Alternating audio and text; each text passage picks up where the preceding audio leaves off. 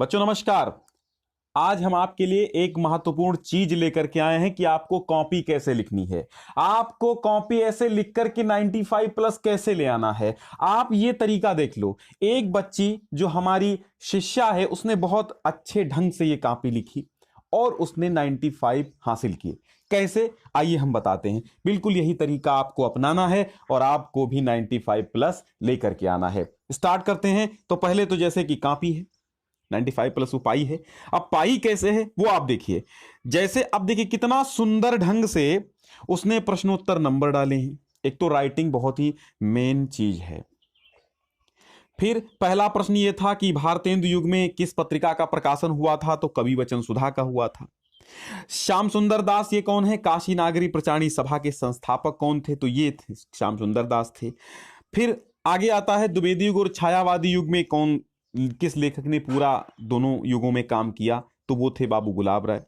और फिर आता है कि चारुचंद्र लेख जो कि हजारी प्रसाद जी की उपन्यास है, इसकी विधा पूछी गई थी तो उपन्यास लिखा गया।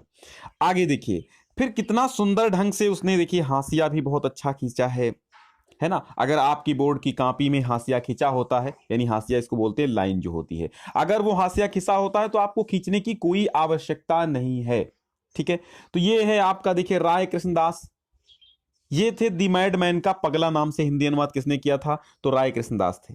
ठीक है, वासुदेव शरण अग्रवाल ये कौन है, ये उत्तर किसका है, ये जो है पृथ्वी पुत्र और माता भूमि के रचनाकार पूछा गया था पेपर में, तो उसने लिखा वासुदेव शरण अग्रवाल। यानी 10 के 10 ऑब्जेक्टिव तो इसके सही ही सही हैं, है ना। भक्ति काल स्वर्णकाल किसे कहा गया, भक्ति काल को कहा गया था। पूर्व मध्यकाल किसको कहा गया, वो भी भक्ति काल को कहा गया। सूरदास, सूरदास यानी ये प्रेमाश्रयी शाखा के कवि नहीं है सूरदास, ये वाला प्रश्न। तो इसके 10 के 10 प्रश्न पूरे के पूरे सही हो गए हैं ऑब्जेक्टिव वाले। ठीक है, सामान्य हिंदी वाले विद्यार्थियों आपके लिए भी है, साहित्य हिंदी वाले आपके लिए भी है, कक्षा 12 10 जो भी जिस क्लास में है सबके लिए तरीका सेम रहता है। ठीक है, क्लास भले ही मैं किसी क्लास की कॉपी दिखाऊं, लेकिन ये सामान्य हिंदी कक्षा 12 की मैं कॉपी दिखा रहा हूं तो तरीका सेम रहता है। तरीका ये नहीं है कि आपका अलग होगा, आप लिखने का तरीका तो सबका सेम होना चाहिए ना। हिंदी आप लिख रहे हैं तो हिंदी का तरीका मैं बता रहा हूं, तो आप हिंदी में है अगर तो हिंदी का तरीका देखिए।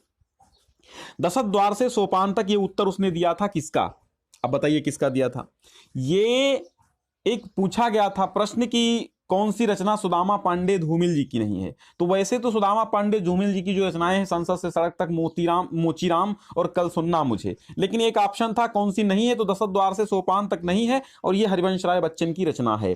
ठीक है, अब देखिए प्रश्न 3 आता है और ये कहते हैं कि प्रश्न में आपको प्रश्न गद्यांश पढ़ना है, उसके नीचे 5 प्रश्नों के उत्तर देना है। 5 प्रश्न के अगर आप उत्तर दे देते हैं तो 10 अंक आपको पूरे के पूरे मिल जाएंगे। ओके, तो 10 अंक आपको मिल जाएंगे। अब देखिए पहला प्रश्न इसका था भाषा स्वयं संस्कृति का अटूट अंग है, तो पहला प्रश्न था ये वाला गद्यांश दिया गया था, यानी कौन सा ये गद्यांश था, ये गद्यांश आपका था भाषा और आधुनिकता प्रोफेसर जी सुंदर रेड्डी वाला।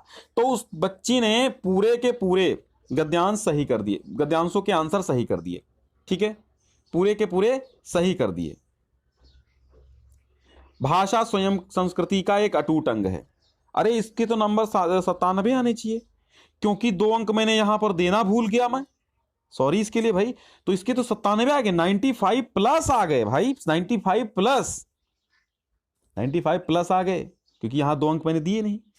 अब देखिए तो 2 यहां पर 2 यहां पर भी उसको मिल गए, पूरे पूरे सही सही उसने लिखा है, और 2 यहां पर 2 यहां पर, यानी 10 अंक यहां पर भी उसके मजबूत हो गए, यानी पहले गद्यांश के 10 अंक मजबूत हो गए, यानी अब तक उसने कुछ भी गलत नहीं किया। आगे देखिए ये नौका विहार है, पंत ने लिखा इसको, तो व्याख्या में देखते हैं कितने इस कविता का नौका विहार, इसके भी 2 अंक आपको मिले हैं उस बच्ची को। ठीक है, इसके भी 2 अंक मिल गए हैं। चलिए अब आप देखिए पूरे अंक मैं गिनकर दिखाऊंगा आपको अंत में। ठीक है, अब देखिए नौका विहार, इधर इधर अंक इसको मिले हैं, कट गया है इधर का भाग। ठीक है, यहां पर भी 2 अंक मिले हैं इसको, सब कुछ 10 अंकों में इसको मिल गया है, 10 अंक इसको मिल गए हैं। ठीक है, पूरे के पूरे 10 अंक इसको मिल गए हैं। ठीक है, यहां पर भी पद्यांशों के प्रश्नों के उत्तर में भी 10 अंक इसको मिले। अब आता है जीवन परिचय और साहित्यिक परिचय। पूछा तो आपका साहित्यिक परिचय जाता, अब जब साहित्यिक परिचय पूछा जाता है तो उसने देखो लिखा कैसे कि उसने 5 के पांचों अंक हासिल कर लिए, फुल में से फुल लिए। तो जीवन परिचय थोड़ा सा इसने दे दिया कि अब्दुल कलाम जी का जीवन परिचय लिखना था, थोड़ा सा इसने दे दिया। फिर साहित्यिक परिचय मेन होता है आपका, उसने साहित्यिक परिचय भी बखूबी लिखा है, बखूबी लिखा कि डॉक्टर एपीजे अब्दुल कलाम ने एलवी के परीक्षण में विशेष योगदान दिया, इसलिए उन्हें मिसाइल मैन भी कहा जाता। 2002 से 7 तक राष्ट्रपति रहे, राष्ट्रपति पद छोड़ने के बाद विजिटिंग प्रोफेसर के रूप में कार्य करने लगे। आखिरी दिनों में शिलांग में प्रबंधक संस्थान में पढ़ा रहे थे और उनकी इतने जो मृत्यु हो गई, भारत सरकार ने इन्हें ये पुरस्कार दिए। तो ये तो इनका साहित्यिक परिचय हो गया, और कृतियां लिख देंगे तो साहित्यिक परिचय इनका हो जाता, बेस्ट है ना। तो ये पूरे के पूरे 5 अंक इसमें भी हासिल कर रही है। फिर महादेवी वर्मा का जीवन परिचय लिखा इसने, पूरे के पूरे 5 अंक इसमें भी हासिल जीवन परिचय, और थोड़ा सा साहित्यिक परिचय भी दिया। मेन साहित्यिक परिचय है, साहित्यिक परिचय में के अंतर्गत रचनाएं भी आ जाती हैं, तो बखूबी ढंग से लिखा है, तो इसमें 5 के पांचों अंक इसको मिले हैं। आप यूपी बोर्ड की अगर मजबूत तैयारी करना चाहते हैं तो अभी से चैनल की प्लेलिस्ट में देखिए, पूरा का पूरा अच्छे से कोर्स आपको मिल जाएगा, चाहे आप कक्षा 10 के हो, 12 के हो, सबकी हिंदी पढ़ाई गई है, ठीक है, यूपी बोर्ड की। आगे देखिए, स्मृति की रेखाएं, और कुछ दिनों में मैं सीबीएसई बोर्ड की भी हिंदी चालू करूंगा। ये पूरे के पूरे उसने रचनाएं लिख दी है ना, पूरी रचनाएं लिख दी, बस इसका जीवन परिचय होगा, 5 के पांचों अंक। अब बहादुर कहानी का सारांश आता है, कितना मस्त सारांश लिखा, बाई हेडिंग्स। देखिए हेडिंग में कोई उसने आकर्षण पैदा नहीं किया, मतलब ये नहीं कि उसमें दुनिया भर का अनर्गल चीजें, डैश, पॉइंट, बिंदी, फूल, पत्ती, ये सब नहीं बनाए, सीधी सीधी हेडिंग है, और हेडिंग स्केच से डाली गई है। बस आपको ध्यान ये रखना है, स्केच ऐसा लेना है कि जैसे ये यहाँ पीछे का भाग दिखाई दे रहा है, पन्ना थोड़ा गंदा दिखाई दे रहा है, पीछे छिप गया है, तो ऐसा स्केच लीजिए। पहले 4-5 दिन परीक्षा के पहले उसको चला डालिए थोड़ा बहुत, फिर जब वो हल्का सा उसमें इंक, जो बहुत ज्यादा इंक होती है वो कम हो जाएगी, तो आपका बढ़िया सा स्केच वो चलेगा और छपेगा नहीं। फिलहाल तो बोर्ड की कॉपी मोटी होती है, उसमें छपता नहीं है, ठीक है, लेकिन अगर छप रहा है तो आप 2 स्केच प्रयोग कीजिएगा सिंपल से, ऐसे स्केच जो छपे ना बाहर, बहुत गाढ़ी ना चले, ठीक है। ठीक, ये देखिए पूरा इसके हेडिंग डाली, हंसमुख और परिश्रमी था किशोर बदतमीज। ठीक है, बदतमीज की थोड़ा सा स्पेलिंग इसने मिस्टेक की है, बदतमीज लिखा जाता है, ठीक है, बदतमीज लिखा जाता है, ठीक है, बदतमीज नहीं बदतमीज लिखा जाता है, ठीक। चलो, रिश्तेदार के द्वारा बहादुर पर चोरी का इल्जाम लगाया गया। तो ये पूरे के पूरे देखिए, इसीलिए इसने दो जगह स्पेलिंग मिस्टेक की है, थोड़ा सा नजर में आ गया, तो आधा अंक यहाँ पर इसका कट गया है, ठीक है। हालांकि स्पेलिंग मिस्टेक का सब कहीं कटता नहीं है, लेकिन थोड़ा सा अगर ये ध्यान नहीं दिया जाएगा तब भी नहीं बनेगा।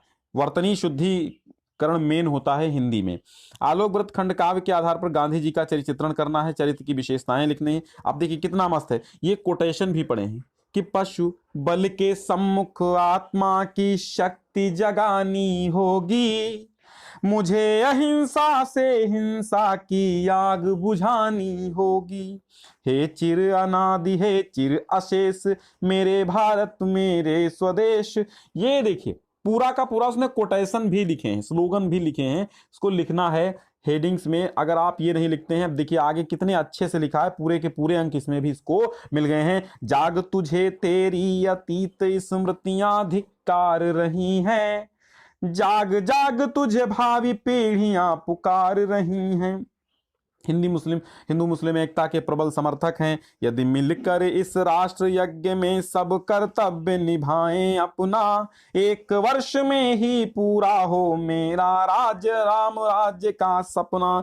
तो पूरे कोटेशन लिखे, बेहतरीन ढंग से हेडिंग्स डाली, बिंदुवार लिखा गया, बहुत मस्त लिखा है। 5 के पांचों अंक इसमें मिले, और राइटिंग भी इसकी अच्छी है। अगर आपकी राइटिंग अच्छी नहीं तो हताश होने की आवश्यकता नहीं है, आप सही लिखिए, आप सही लिखेंगे तो बिल्कुल सही कॉपी चेक होगी, राइटिंग के बहुत कम नंबर कटेंगे, राइटिंग के बहुत ज्यादा नंबर नहीं काटे जाते हैं, ठीक है। अब नहीं काटे जाते हैं, वो जमाना पुराना था, तब काटे जाते थे। तब क्या होता था, गद्यांशों की भी व्याख्या होती थी, पद्यांशों की भी व्याख्या होती थी, ये गद्यांश पद्यांश पर आधारित प्रश्नोत्तर नहीं आते थे, है ना, इंटरमीडिएट की बात कर रहे हैं।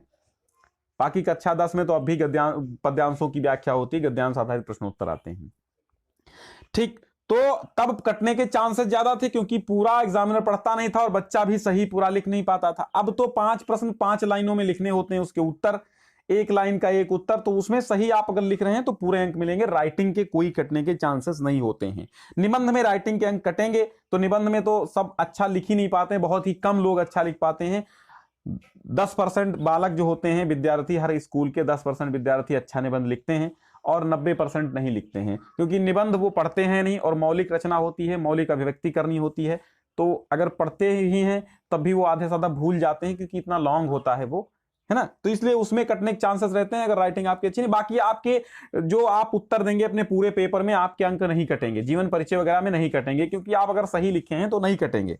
ठीक, अभी आता है देखिए संदर्भ सहित एक संस्कृत दिग्दर्शिका वाला खंड कहा गया, तो यहां 2 अंक आपको संदर्भ के मिलते हैं, संदर्भ उसका सही है, पूरे 2 अंक मिल गए। और 5 अंक का क्या होता है, 5 अंक का आपका होता है अनुवाद हिंदी का, तो पूरा सही है, तो इसलिए 5 अंक उसको मिल गए। अब देखिए यहां दूसरा पद्यांश आया, श्लोक, संस्कृत का श्लोक, तो इसमें भी 2 अंक संदर्भ के हैं, है ना। और यहाँ देखिए हिंदी अनुवाद के 5 अंक यहाँ पूरे मिल गए। अधजल गगरी छलकत जाए, इसमें 1 अंक का वाक्य का वो मुहावरे का अर्थ, तो 1 अंक का होता है, क्या होता है 1 अंक का, 1 अंक का उसका वाक्य प्रयोग होता है, तो 2 अंक पूरे पूरे यहाँ पर भी मिल गए। संधि विच्छेद आया था, पूरे पूरे सही संधि विच्छेद सही हैं, उसके भी पूरे अंक मिल गए। और ये वचन और विभक्तियां आई थी, दोनों सही हैं, यहाँ भी मिल गए। बस मटमैला और अंगद ये थोड़ा गलत हो गया, क्योंकि इसमें आया था एक प्रश्न, क्या आया था, कपिश और कपीश का, कपिश और कपीश का उत्तर बताना था, कपिश, कपिश और कपीश का, कपिश और कपीश का। तो कपीश माने होता है सुग्रीव, यानी बंदरों का राजा, और कपिश माने मटमैला होता है। तो ये वाला सही था, लेकिन उसने गलत किया तो वो काटा गया। भैया जो गलत होगा वो काटा जाएगा। अर्क का मतलब होता है, अर्क माने सूर्य भी होता है, अर्क माने मदार का पौधा भी होता है, अर्क माने रस भी होता है, तो 2 अंक आता है। एक शब्द के 2 अर्थ लिखने के लिए 3 लिख दिए हैं, बहुत अच्छी बात है। 1 2 3 जितने भी लिख पाओ, 2 लिखने होते हैं, 3 लिख दो, 4 लिख दो, अर्थ उसके कोई दिक्कत नहीं है, लेकिन 2 कहता है तो 2 लिखो, ज्यादा बेहतर रहता है। पूरे अंक यहां पर भी मिल गए। फिर आता है 1 वर्ड सब्स्टिट्यूशन वाला ना, कि वाक्यांश के लिए एक शब्द, तो जिसमें तुक ना मिले तुकांत, जो आशा से अधिक हो आशातीत, मोहन ने रोटी खाई, ये वाक्य सही हुआ। अब यहां पर एक वाक्य शुद्धि में आया था कि न्यायाधीश ने अपराधी को मृत्युदंड की सजा दी, इसका ये गलत हो गया। क्यों? क्योंकि न्यायाधीश ने अपराधी को मृत्युदंड दिया। दंड एवं सजा एक ही शब्द के पर्यायवाची हैं, चाहे सजा कह दो चाहे दंड कह दो, और 2 समानार्थक शब्द एक साथ प्रयुक्त नहीं होंगे। ठीक है, 2 समानार्थी शब्द कभी भी एक साथ प्रयोग नहीं किए जाते हैं। तो मृत्युदंड लिख दो या मृत्यु की सजा दी। ठीक है, न्यायाधीश ने अपराधी को मृत्युदंड दिया, या लिखिए न्यायाधीश ने अपराधी को मृत्यु की सजा दी, लेकिन मृत्यु की सजा थोड़ा गड़बड़ हो जाएगा, मृत्युदंड दिया ये लिखो। ठीक है, तो ये इसका गलत हो गया। और फिर देखिए अलंकारों का आया, बहुत ही अच्छा अलंकार की परिभाषा, और उसने पूरा स्पष्टीकरण भी दे दिया। स्पष्टीकरण अवश्य दें, स्पष्टीकरण देंगे थोड़ा अच्छा रहेगा। हास रस जहां विभाव अनुभाव विचारी भाव के संयोग से पूर्णता को प्राप्त होने ले, ठीक है, तो जहां नहीं लिखा जाता है, यहां पर जहां मत लिखिए, अगर ऐसी लिखते हैं परिभाषा, तो विभाव अनुभाव तथा संचारी भाव के संयोग से पूर्णता को प्राप्त होने वाले हास नामक स्थायी भाव से हास रस की निष्पत्ति होती है। दोना पात बबूल का तापर तनिक पिसान, और राजा रानी करत हैं छठे छमाही दान। मतलब अगर बबूल देखो, बबूल का पत्ता इतना बड़ा होता है, उस पे भी थोड़ा सा पिसान, पिसान मतलब आटा, थोड़ा सा आटा रख के अब दान दे रहे हैं, तो ये हंसी की बात है ना यहाँ पे। तो पूरा का स्पष्टीकरण इसमें भी बहुत कायदे से दिया गया। 2 अंक के 2 अंक मिल गए। दोहा लक्षण, दोहा का लक्षण और पर उसकी चौपाई। देखिए सब्सक्राइब कर लीजिए अगर आपने किया नहीं अभी तक, तो क्योंकि यहाँ पर आपके लिए हिंदी की संपूर्ण तैयारी, मस्त तैयारी, और पूरा का पूरा यूपी में नंबर 1 की तैयारी हिंदी की इस चैनल पर है। तो इसलिए आप जरूर देखें एक बार, अच्छा लगे तो देख लेना, और नहीं अच्छा लगे तो आपकी इच्छा। बहुत बहुत धन्यवाद। आगे देखिए, आगे देखिए 13वां प्रश्न है। ये एक लेटर लिखने को आता है, प्रार्थना पत्र। ठीक है, पत्र लिखना है आपको, तो पत्र लिखना है परीक्षा के समय बिजली कटौती ना करने के लिए, या फिर नगर पालिका में गंदगी के लिए। नगर पालिका अध्यक्ष तो अधिशासी अधिकारी नगर पालिका परिषद के लिए लिख दिया गया। ठीक है, तो इसमें पूरे 6 अंक का है, लेकिन थोड़ा सा कहीं ना कहीं दिक्कत आ गई है। अब पूरा का विधिवत सही नहीं है, क्योंकि दिक्कत ये आई है, यहाँ पर नगर पालिका अध्यक्ष को शिकायती पत्र लिखना था, लेकिन अधिशासी अधिकारी यहाँ पड़ गया है, इसलिए यहाँ 1 अंक काट लिया गया। और पूरे के पूरे 5 दे दिए गए, 6 अंक का था ये। अब देखिए मेरा प्रिय कवि पर निबंध आया, निबंध विधिवत रूपरेखा लिखी गई, 2 अंक की रूपरेखा है, यहां 2 अंक मिलेंगे। आगे देखिए, अब यहां देखिए पूरा तुलसीदास का हेडिंग बाय हेडिंग, और मेरा एक और चैनल है बीए स्टडी क्लास, तो भाइयों इसको भी सब्सक्राइब कर लीजिएगा ताकि हम और आप बहुत दिनों तक बिल्कुल प्रगाढ़ संबंध बनाए रखें, इधर नहीं तो उधर मिलेंगे। ठीक है, बीए स्टडी क्लास पर भी हिंदी की मजबूत तैयारी है, आप उसको भी सब्सक्राइब कर लीजिए, मेरा अपना चैनल है। ठीक है, अब देखिए ये अवधि में रचित रचनाएं, ठेठ अवधि में रचित रचनाएं, तुलसी के राम कैसे थे, क्या था, ये सारी चीजें इसमें हैं। ठीक है, तो इसको पूरे के पूरे 7 अंक मिले हैं यहाँ पर, 2 रूपरेखा के और 5 निबंध के, क्योंकि अधूरा यहाँ पर रह गया था, नहीं तो निबंध में भी इसको 1 ही अंक काटा जाता तो पूरे इसके 98 हो जाते। तो यहाँ पर लेकर के देखिए 95 प्लस अंक ये बच्ची ने पाई है। और यूपी बोर्ड से जुड़ी हर जानकारी के लिए जरूर सब्सक्राइब कर लीजिए, क्योंकि यहाँ तरह तरह की जो जानकारियां यूपी बोर्ड से निकल कर आती हैं वो भी आपको मिलती हैं। और अंत में आपको कॉपी में क्या लिखना है, अंततः अनुक्रमांक अवश्य डालें अंकों एवं शब्दों में। जब आप कॉपी अपनी कॉपी क्लोज करें तो अनुक्रमांक यानी अपना रोल नंबर शब्दों एवं अंकों में अवश्य डाल दें, ताकि एग्जामिनर को सुविधा मिले और वो समझ जाए कि यहां पर आपने अपनी कॉपी क्लोज कर दी है। उसके बाद अगर कोई, क्या पता आपकी कॉपी में कोई अनर्गल चीज लिख दे बाद में, तो भी वो कोई दिक्कत नहीं होगी। यानी आपको अनर्गल क्या, कभी कभी ये होता है कि आपकी कोई खुन्नस मान गया आपसे, कोई आपसे गुस्सा आ गया, क्रोधित हो गया, तो बाद में ये होता है कि आपके पन्ने पर बाय द वे आपकी निगाह पलट गई और किसी बच्चे ने उधर कुछ कर दिया, आप एक टॉयलेट चले गए, कहीं वॉशरूम चले गए, तो उतनी देर में उस बच्चे ने एक पेज पलटा आपका और तुरंत उसमें काट पीट दिया।